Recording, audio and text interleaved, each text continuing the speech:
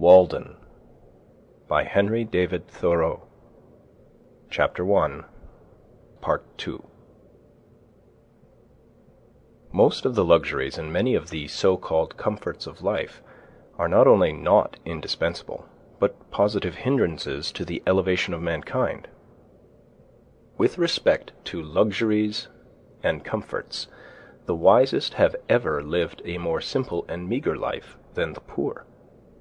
The ancient philosophers, Chinese, Hindu, Persian, and Greek, were a class than which none has been poorer in outward riches, none so rich in inward. We know not much about them. It is remarkable that we know so much of them as we do. The same is true of the more modern reformers and benefactors of their race. None can be an impartial or wise observer of human life but from the vantage ground of what we should call voluntary poverty. Of a life of luxury, the fruit is luxury, whether in agriculture or commerce or literature or art. There are nowadays professors of philosophy, but not philosophers. Yet it is admirable to profess because it was once admirable to live. To be a philosopher is not merely to have subtle thoughts, nor even to found a school, but so to love wisdom as to live according to its dictates, a life of simplicity, independence, magnanimity, and trust. It is to solve some of the problems of life, not only theoretically, but practically. The success of great scholars and thinkers is commonly a courtier-like success, not kingly, not manly. They make shift to live merely by conformity, practically as their fathers did, and are in no sense the progenitors of a noble race of men. But why do men degenerate ever? What makes families run out? What is the nature of the luxury which enervates and destroys nations? Are we sure that there is none of it in our own lives? The philosopher is in advance of his age, even in the outward form of his life. He is not fed, sheltered, clothed, warmed, like his contemporaries. How can a man be a philosopher and not maintain his vital heat by better methods than other men? When a man is warmed by the several modes which I have described, what does he want next? Surely not more warmth of the same kind, as more and richer food, larger and more splendid houses, finer and more abundant clothing, more numerous, incessant, and hotter fires, and the like. When he has obtained those things which are necessary to life, there is another alternative than to obtain the superfluities, and that is to adventure on life now, his vacation from humbler toil having commenced. The soil, it appears, is suited to the seed, for it has sent its radicle downward, and it may now send its shoot upward also with confidence. Why has man rooted himself thus firmly in the earth, but that he may rise in the same proportion into the heavens above? For the nobler plants are valued for the fruit they bear at last in the air and light, far from the ground, and are not treated like the humbler esculents, which, though they may be biennials, and cultivated only till they have perfected their root, and often cut down at top for this purpose, so that most would not know them in their flowering season. I do not mean to prescribe rules to strong and valiant natures, who will mind their own affairs, whether in heaven or hell, and perchance build more magnificently and spend more lavishly than the richest, without ever impoverishing themselves, not knowing how they live, if indeed there are any such as has been dreamed, nor to those who find their encouragement and inspiration in precisely the present condition of things, and cherish it with the fondness and enthusiasm of lovers. And, to some extent, I reckon myself in this number. I do not speak to those who are well employed, in whatever circumstances, and they know whether they are well employed or not, but mainly to the mass of men who are discontented, and idly complaining of the hardness of their lot, or of the times, when they might improve them. There are some who complain most energetically and inconsolably of any, because they are, as they say, doing their duty. I also have in mind that seemingly wealthy, but most terribly impoverished class of all, who have accumulated dross, but know not how to use it or get rid of it, and thus have forged their own golden or silver fetters. If I should attempt to tell how I have desired to spend my life in years past, it would probably surprise those of my readers who are somewhat acquainted with its actual history. It would certainly astonish those who know nothing about it. I will only hint at some of the enterprises which I have cherished.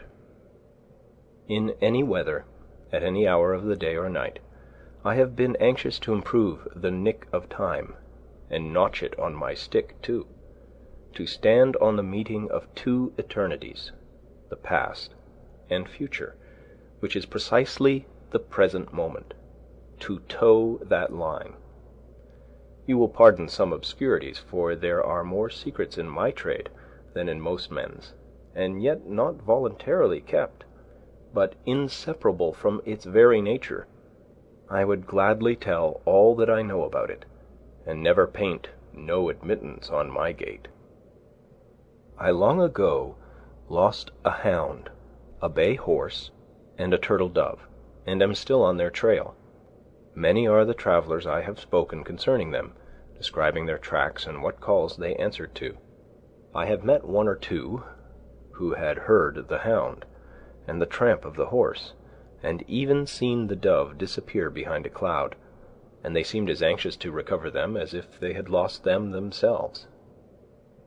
To anticipate, not the sunrise and the dawn merely, but if possible, nature herself.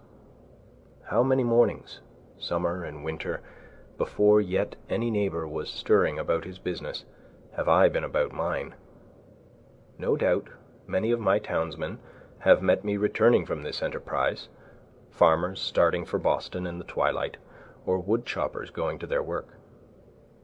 It is true, I never assisted the sun materially in his rising, but doubt not, it was of the last importance only to be present at it. So many autumn days and winter days spent outside the town, trying to hear what was in the wind, to hear and carry it express.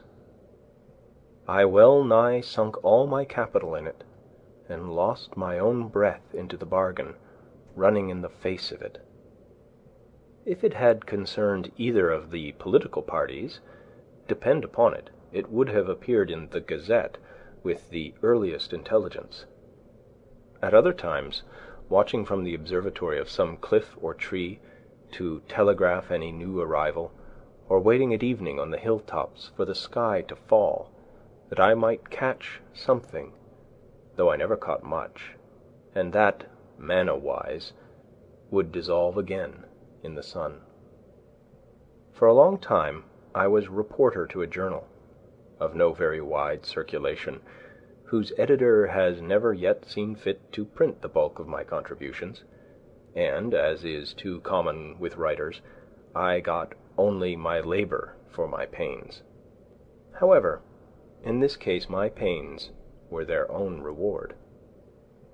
For many years I was self-appointed inspector of snowstorms and rainstorms, and did my duty faithfully, surveyor, if not of highways, then of forest paths, and all across lot routes, keeping them open, and ravines bridged and passable at all seasons, where the public heel had testified to their utility.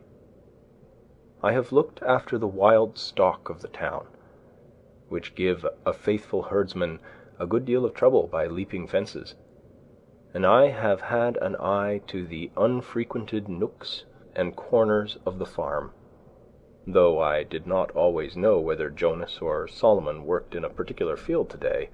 That was none of my business. I have watered the red huckleberry, the sand cherry and the nettle tree, the red pine and the black ash, the white grape and the yellow violet, which might have withered else in dry seasons. In short, I went on thus for a long time, I may say it without boasting, faithfully minding my business, till it became more and more evident that my townsmen would not, after all, admit me into the list of town officers, nor make my place a sinecure with a moderate allowance. My accounts, which I can swear to have kept faithfully, I have indeed never got audited, still less accepted, still less paid and settled. However, I have not set my heart on that. Not long since, a strolling Indian went to sell baskets at the house of a well-known lawyer in my neighborhood. "Do you wish to buy any baskets?" he asked. "No, we do not want any," was the reply. "What?" exclaimed the Indian as he went out the gate. "Do you mean to starve us?" Having seen his industrious white neighbors so well off that the lawyer had only to weave arguments, and by some magic wealth and standing followed, he had said to himself, "I will go into business. I will weave baskets. It is a thing which I can do," thinking that when he had made the baskets, he would have done his part, and then it would be the white man's to buy them. He had not discovered that it was necessary for him to make it worth the other's while to buy them, or at least make him think that it was so, or to make something else which it would be worth his while to buy. I, too, had woven a kind of basket of a delicate texture, but I had not made it worth anyone's while to buy them. Yet not the less in my case did I think it worth my while to weave them. And instead of studying how to make it worth men's while to buy my baskets, I studied rather how to avoid the necessity of selling them. The life which men praise and regard as successful is but one kind. Why should we exaggerate any one kind at the expense of the others? Finding that my fellow citizens were not likely to offer me any room in the courthouse, or any curacy or living anywhere else, but I must shift for myself, I turned my face more exclusively than ever to the woods, where I was better known. I determined to go into business at once, and not wait to acquire the usual capital, using such slender means as I had already got. My purpose in going to Walden Pond was not to live cheaply, nor to live dearly there, but to transact some private business with the fewest obstacles. To be hindered from accomplishing which for want of a little common sense, a little enterprise and business talent, appeared not so sad as foolish. I have always endeavored to acquire strict business habits. They are indispensable to every man. If your trade is with the Celestial Empire, then some small counting-house on the coast, in some Salem harbor, will be fixture enough. You will export such articles as the country affords, purely native products, much ice and pine timber and a little granite, always in native bottoms. These will be good ventures. To oversee all the details yourself in person, to be at once pilot and captain and owner and underwriter, to buy and sell and keep the accounts, to read every letter received and write or read every letter sent, to superintend the discharge of imports night and day, to be upon many parts of the coast almost at the same time. Often the richest freight will be discharged upon a Jersey shore, to be your own telegraph, unweariedly sweeping the horizon, speaking all passing vessels bound coastwise, to keep up a steady dispatch of commodities, for the supply of such a distant and exorbitant market, to keep yourself informed of the state of the markets, prospects of war and peace everywhere, and anticipate the tendencies of trade and civilization, taking advantage of the results of all exploring expeditions, using new passages and all improvements in navigation, charts to be studied, the position of reefs, and new lights and buoys to be ascertained, and ever the logarithmic tables to be corrected, for by the error of some calculator the vessel often splits upon a rock that should have reached a friendly pier. There is the untold fate of Laprouse, universal science to be kept pace with, studying the lives of all great discoverers and navigators, great adventurers and merchants, from Hanno and the Phoenicians down to our day. In fine, account of stock to be taken from time to know how you stand. It is a labor to task the faculties of a man. Such problems of profit and loss, of interest, of tare and tret, and gauging of all kinds in it, as demand a universal knowledge. I have thought that Walden Pond would be a good place for business. Not solely on account of the railroad and the ice trade. It offers advantages which it may not be good policy to divulge. It is a good port and a good foundation. No Neva marshes to be filled, though you must everywhere build on piles of your own driving. It is said that a flood tide, with a westerly wind, and ice in the Neva, would sweep St. Petersburg from the face of the earth. As this business was to be entered into without the usual capital, it may not be easy to conjecture where those means, that will still be indispensable to every such undertaking, were to be obtained. As for clothing, to come at once to the practical part of the question, perhaps we are led oftener by the love of novelty and a regard for the opinions of men in procuring it, than by a true utility. Let him who has work to do recollect that the object of clothing is, first, to retain the vital heat, and secondly, in this state of society, to cover nakedness, and he may judge how much of any necessary or important work may be accomplished without adding to his wardrobe. Kings and queens who wear a suit but once, though made by some tailor or dressmaker to their majesties, cannot know the comfort of wearing a suit that fits. They are no better than wooden horses to hang the clean clothes on. Every day our garments become more assimilated to ourselves, receiving the impress of the wearer's character, until we hesitate to lay them aside without such delay and medical appliances and some such solemnity even as our bodies.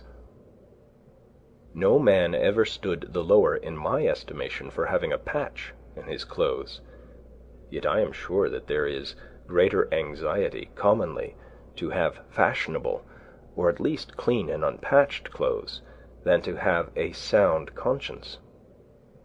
But even if the rent is not mended, perhaps the worst vice betrayed is improvidence. I sometimes try my acquaintances by such tests as this. Who could wear a patch, or 2 extra seams only, over the knee? Most behave as if they believed that their prospects for life would be ruined if they should do it. It would be easier for them to hobble to town with a broken leg than with a broken pantaloon.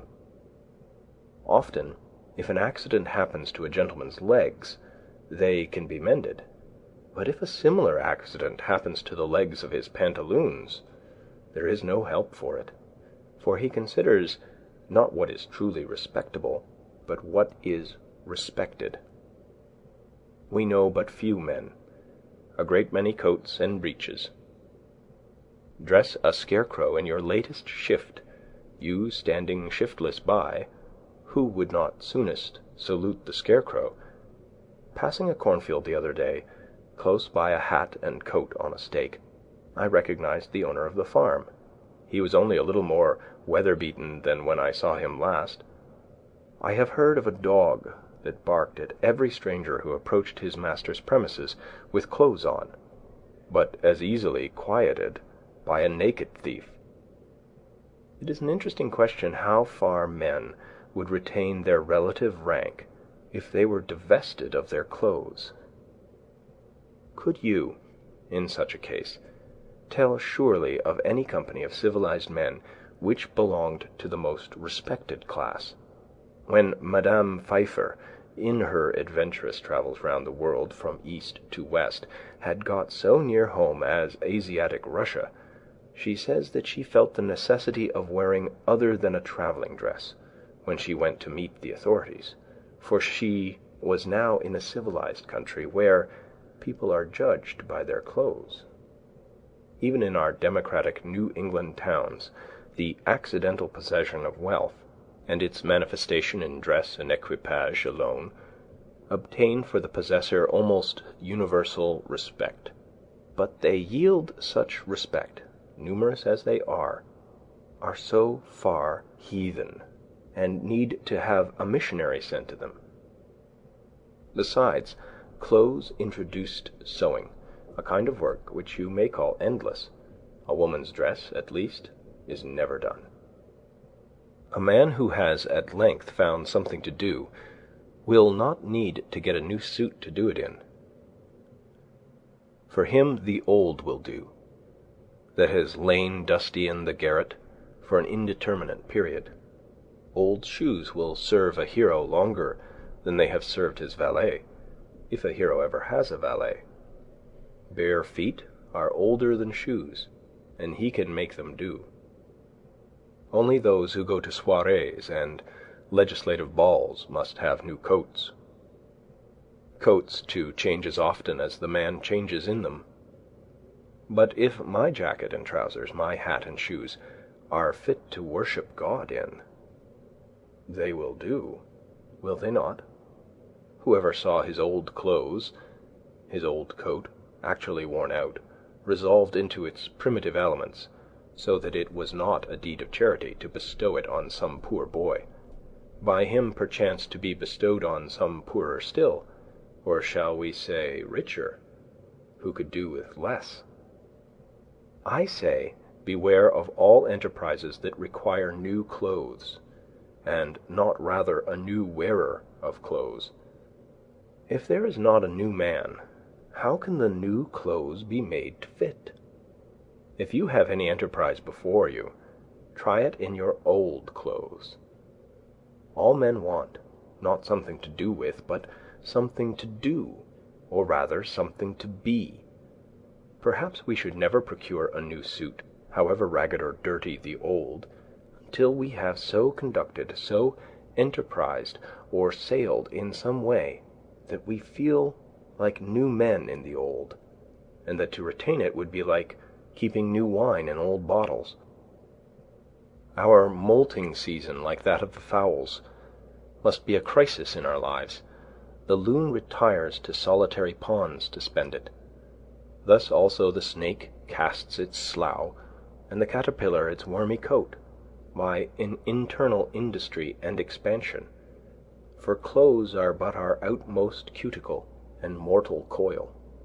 Otherwise we shall be found sailing under false colours, and be inevitably cashiered at last by our own opinion, as well as that of mankind. We don garment after garment, as if we grew like exogenous plants by addition without. Our outside and often thin and fanciful clothes are our epidermis, our false skin, which partakes not of our life, and may be stripped off here and there without fatal injury. Our thicker garments, constantly worn, are our cellular integument, or cortex. But our shirts are our liber, or true bark, which cannot be removed without girdling, and so destroying the man. I believe that all races at some seasons wear something equivalent to the shirt. It is desirable that a man be clad so simply that he can lay his hands on himself in the dark, and that he live in all respects so compactly and preparedly that, if an enemy take the town, he can, like the old philosopher, walk out the gate empty-handed, without anxiety. While one thick garment is, for most purposes, as good as 3 thin ones, and cheap clothing can be obtained at prices really to suit customers, while a thick coat can be bought for $5, which will last as many years, thick pantaloons for $2, cowhide boots for $1.50 a pair, a summer hat for a quarter of $1, and a winter cap for 62.5 cents, or a better be made at home at a nominal cost, where is he so poor that, clad in such a suit of his own earning, there will not be found wise men to do him reverence. When I ask for a garment of a particular form, my tailoress tells me gravely, "They do not make them so now," not emphasizing the "they" at all, as if she quoted an authority as impersonal as the Fates, and I find it difficult to get what I want, simply because she cannot believe that I mean what I say, that I am so rash. When I hear this oracular sentence, I am for a moment absorbed in thought, emphasizing to myself each word separately that I may come at the meaning of it, that I may find out by what degree of consanguinity they are related to me, and what authority they may have in an affair which affects me so nearly. And finally, I am inclined to answer her with equal mystery, and without any more emphasis of the "they." Quote, "It is true, they did not make them so recently, but they do now." End quote. Of what use this measuring of me if she does not measure my character, but only the breadth of my shoulders, as it were a peg to bang the coat on? We worship not the Graces, nor the Parcæ, but fashion. She spins and weaves and cuts with full authority. The head monkey at Paris puts on a traveller's cap, and all the monkeys in America do the same. I sometimes despair of getting anything quite simple and honest done in this world by the help of men. They would have to be passed through a powerful press first, to squeeze their old notions out of them, so that they would not so soon get upon their legs again. And then there would be some one in the company with a maggot in his head, hatched from an egg deposited there nobody knows when, for not even fire kills these things, and you would have lost your labor. Nevertheless, we will not forget that some Egyptian wheat was handed down to us by a mummy. On the whole, I think that it cannot be maintained that dressing has in this or any country risen to the dignity of an art. At present men make shift to wear what they can get. Like shipwrecked sailors, they put on what they can find on the beach, and at a little distance, whether of space or time, laugh at each other's masquerade. Every generation laughs at the old fashions, but follows religiously the new. We are amused at beholding the costume of Henry VIII or Queen Elizabeth, as much as if it was that of the King and Queen of the Cannibal Islands. All costume off a man is pitiful or grotesque. It is only the serious eye peering from, and the sincere life passed within it, which restrain laughter and consecrate the costume of any people. Let Harlequin be taken with a fit of the colic, and his trappings will have to serve that mood too. When the soldier is hit by a cannonball, rags are as becoming as purple. The childish and savage taste of men and women for new patterns keeps how many shaking and squinting through kaleidoscopes that they may discover the particular figure which this generation requires today. The manufacturers have learned that this taste is merely whimsical. Of two patterns which differ only by a few threads more or less of a particular color, the one will be sold readily, the other lie on the shelf, though it frequently happens that after the lapse of a season the latter becomes the more fashionable. Comparatively, tattooing is not the hideous custom which it is called. It is not barbarous merely because the printing is skin-deep and unalterable. I cannot believe that our factory system is the best mode by which men may get clothing. The condition of the operatives is becoming every day more like that of the English, and it cannot be wondered at, since, as far as I have heard or observed, the principal object is, not that mankind may be well and honestly clad, but unquestionably that corporations may be enriched. In the long run, men hit only what they aim at. Therefore, though they should fail immediately, they had better aim at something high. As for a shelter, I will not deny that this is now a necessary of life, though there are instances of men having done without it for long periods in colder countries than this. Samuel Lang says that, quote, "The Laplander in his skin dress, and in a skin bag which he puts over his head and shoulders, will sleep night after night on the snow, in a degree of cold which would extinguish the life of one exposed to it in any woolen clothing." End quote. He had seen them asleep thus, yet he adds, quote, "They are not hardier than other people." End quote. But probably the man did not live long on the earth without discovering the convenience which there is in a house, the domestic comforts, which phrase may have originally signified the satisfactions of the house more than of the family, though these must be extremely partial and occasional in those climates where the house is associated in our thoughts with winter, or the rainy season chiefly, and 2/3 of the year, except for a parasol, is unnecessary. In our climate, in the summer, it was formerly almost solely a covering at night. In the Indian gazettes, a wigwam was the symbol of a day's march, and a row of them, cut or painted on the bark of a tree, signified that so many times they had camped. Man was not made so large-limbed and robust, but that he must seek to narrow his world and wall in a space such as fitted him. He was at first bare and out of doors, but though this was pleasant enough in serene and warm weather, by daylight, the rainy season and the winter, to say nothing of the torrid sun, would perhaps have nipped his race in the bud if he had not made haste to clothe himself with the shelter of a house. Adam and Eve, according to the fable, wore the bower before other clothes.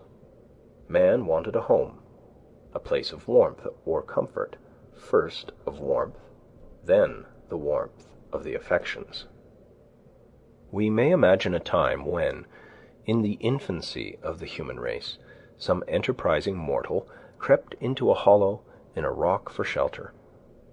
Every child begins the world again to some extent, and loves to stay outdoors even in wet and cold. It plays house as well as horse, having an instinct for it. Who does not remember the interest with which, when young, he looked at shelving rocks or any approach to a cave? It was the natural yearning of that portion, any portion of our most primitive ancestor which still survived in us. From the cave we have advanced to roofs of palm leaves, of bark and boughs, of linen woven and stretched, of grass and straw, of boards and shingles, of stones and tiles. At last we know not what it is to live in the open air, and our lives are domestic in more senses than we think. From the hearth the field is a great distance. It would be well, perhaps, if we were to spend more of our days and nights without any obstruction between us and the celestial bodies, if the poet did not speak so much from under a roof, or the saint dwell there so long. Birds do not sing in caves, nor do doves cherish their innocence in dovecots. However, if one designs to construct a dwelling-house, it behooves him to exercise a little Yankee shrewdness, lest, after all, he find himself in a workhouse, a labyrinth without a clue, a museum, an almshouse, a prison, or a splendid mausoleum instead. Consider first how slight a shelter is absolutely necessary. I have seen Penobscot Indians in this town living in tents of thin cotton cloth, while the snow was nearly a foot deep around them, and I thought that they would be glad to have it deeper to keep out the wind. Formerly, when how to get my living honestly, with freedom left for my proper pursuits, was a question which vexed me even more than it does now, for unfortunately I am become somewhat callous, I used to see a large box by the railroad, 6 feet long by 3 wide, in which the laborers locked up their tools at night, and it suggested to me that every man who has hard pushed might get such a one for $1, and, having bored a few auger holes in it, to admit the air at least, get into it when it rained and at night, and hook down the lid, and so have freedom in his love, and in his soul be free. This did not appear the worst, nor by any means a despicable alternative. You could sit up as late as you pleased, and whenever you got up, go abroad without any landlord or house lord dogging you for rent.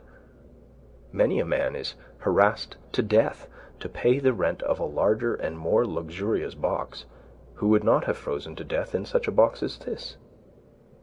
I am far from jesting. Economy is a subject which admits of being treated with levity, but I cannot so be disposed of. A comfortable house for a rude and hardy race, that lived mostly out of doors, was once made here almost entirely of such materials as nature furnished ready to their hands. Gookin, who was superintendent of the Indians, subject to the Massachusetts colony, writing in 1674, says, quote, "The best of their houses are covered very neatly, tight and warm, with barks of trees, slipped from their bodies at those seasons when the sap is up, and made into great flakes, with pressure of weighty timber, when they are green. The meaner sort are covered with mats, which they make of a kind of bulrush, and are also indifferently tight and warm, but not so good as the former. Some I have seen 60 or 100 feet long, and 30 feet broad. I have often lodged in their wigwams, and found them as warm as the best English houses." End quote. He adds that they were commonly carpeted, and lined within with well-wrought embroidered mats, and were furnished with various utensils. The Indians had advanced so far as to regulate the effect of the wind by a mat suspended over the hole in the roof, and moved by a string. Such a lodge was in the first instance constructed in a day or two at most, and taken down and put up in a few hours, and every family owned one, or its apartment in one. End of Chapter 1, Libre Part 2.